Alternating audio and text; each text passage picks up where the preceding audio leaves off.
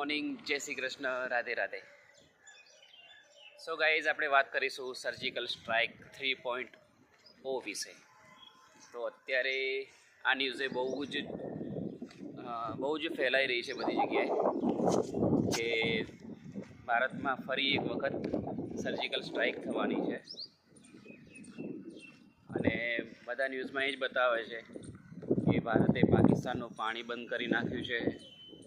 જે ટુરિસ્ટ ભારતમાં રોકાયા છે એ લોકોને બી કહી દીધું છે કે તમે પરત પાછા પોતાના વતનમાં જતા રહો, અને આગળથી હવે કોઈ વિઝા બી ભારત આપશે નહીં પાકિસ્તાનને.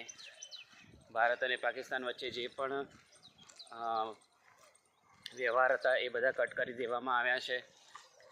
જે પ્રકારે વાતાવરણ દેખાઈ રહ્યું છે, તો તમે શું કહેશો આના વિશે કે સર્જિકલ સ્ટ્રાઇક 3.0 થશે તો ભારત અને પાકિસ્તાનના સંબંધો જે છે એમાં કેટલી પ્રોબ્લેમ આવી શકે છે. બીજી એક ન્યૂઝ મને એ બી જાણવા મળી છે કે પહેલગામમાં જે હુમલો થયેલો છે ત્યાં અમિત શાહે પણ મુલાકાત લીધી છે. તો જોઈએ છીએ હવે મોદી સર ત્યાં ક્યારે જાય છે અને ત્યાંની પરિસ્થિતિ કેવી છે એ કેવી રીતે જોવે છે. સાંભળવામાં એ પણ આવ્યું છે કે ભારત અને પાકિસ્તાન સાથેનો આપણો જે પણ વ્યવહાર હતો, જે પણ આપણે બિઝનેસ કરતા હતા, એ પણ અત્યારે એ લોકોએ ભારતે અટકાવી દીધો છે આપણા તરફથી. તો તમે જો સર્જિકલ સ્ટ્રાઇક 3.0 થશે તો ભારતને કયા ચેલેન્જીસ જોવા પડશે એ પણ તમે જોઈ શકો છો.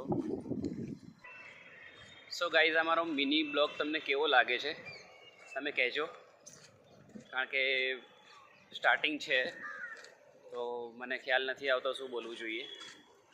પણ જેમ મને ન્યૂઝમાં હું જોઉં છું એ પ્રમાણે હું કહું છું. અને રસ્તામાં જતાં એક મસ્ત એવું નયનને ગમે એવું દ્રશ્ય જોવા મળે છે. કબૂતર ચણી રહ્યા છે,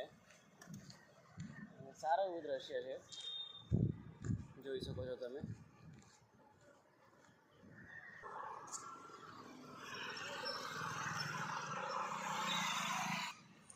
કેનાલની અંદર જે રોડ બનવાનો છે એનું કામ પણ સરસ રીતે ચાલી રહ્યું છે. તો આ તમે જોઈ શકો છો મારી પાછળની સાઈડ.